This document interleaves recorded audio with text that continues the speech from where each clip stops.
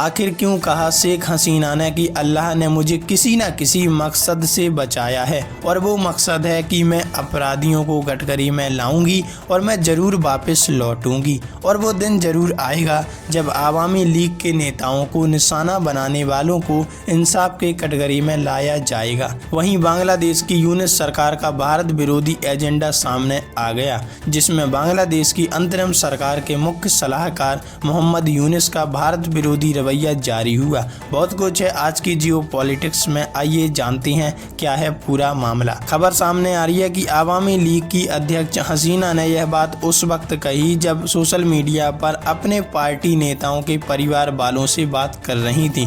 पिछले साल अगस्त में बांग्लादेश छोड़ने के बाद से वे भारत में शरण लेकर रह रही हैं। हसीना ने बांग्लादेश सरकार के अंतरिम सलाहकार मोहम्मद यूनिस को लेकर कहा कि वो एक ऐसा शख्स है जिसे लोगों से कभी मोहब्बत नहीं थी। यूनिस ने गरीबों को छोटे छोटे कर्ज ऊंची ब्याज दरों पर दिए और इस पैसे से कई देशों में ऐशो आराम की जिंदगी जी।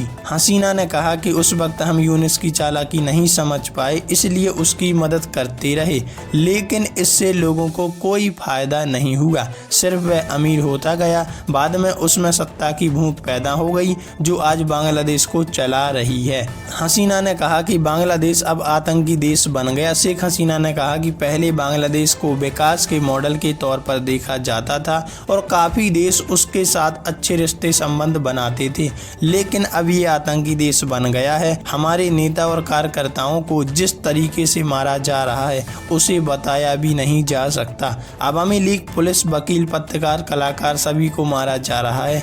हसीना ने आगे कहा कि अब तो इस देश में मीडिया को भी काम नहीं करने दिया जा रहा। कई तरह के क्राइम हो रहे हैं, चीज़ों की रिपोर्ट नहीं आ रही है और अगर इसे रिपोर्ट किया जाए तो उस टीवी चैनल या अखबार को टारगेट किया जाएगा। लेकिन समय आने पर मैं जरूर बांग्लादेश लौटूंगी और उन सभी का बदला लेकर रहूंगी और उन सभी के विरोध में खड़ी होंगी, जिससे वास्तव में हमारी पार्टी के जो कार्यकर्ता हैं, हमारी पार्टी के जो लोग हैं, उन्हें न्याय मिल सके और ये होकर रहेगा। वहीं भारत के खिलाफ जो यूनिस सरकार ने एजेंडा फैलाया था उसका पर्दाफाश हो गया। बांग्लादेश की अंतिम सरकार के मुख्य सलाहकार मोहम्मद यूनिस का भारत विरोधी रवैया जारी हुआ।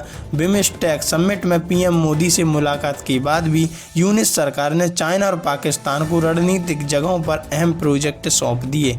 इनमें एक पोर्ट और एक एयरबेस शामिल है। बांग्लादेश ने भारत के कोलकाता से सिर्फ 200 किलोमीटर दूर मोंगला पोर्ट के विस्तार की जिम्मेदारी चाइना को दे दी। इससे हम समझ सकते हैं कि अभी भी बांग्लादेश चाइना और पाकिस्तान के साथ मिला हुआ है और भारत के साथ वह कोई भी सौदा या कोई भी समझौता या किसी भी तरह का प्रोजेक्ट साझा नहीं कर रहा। यूनिस की हालिया बीजिंग यात्रा के दौरान इस डील पर मोहर लगी थी। चाइना ने इस पोर्ट के डेवलपमेंट के लिए $400 मिलियन यानी करीब मान लो 3300 करोड़ रुपए देने का वादा किया। वहीं बांग्लादेशी सरकार लालमोहनरहाट जिले में एक सैन्य एयरबेस बना रही है जो भारत के चिकन नेक यानी सिलीगुड़ी कॉरिडोर से सिर्फ 120 किलोमीटर दूर है। इस एयरबेस के लिए बांग्लादेशी पायलटों को पाकिस्तान भेजा जा रहा है ताकि वे पाकिस्तानी JF-70 फाइटर जेट्स उड़ाना सीख सकें। वैसे आपको बांग्लादेश की ये वाहियात रणनीति कैसी लगी, कमेंट में लिखकर जरूर बताइएगा।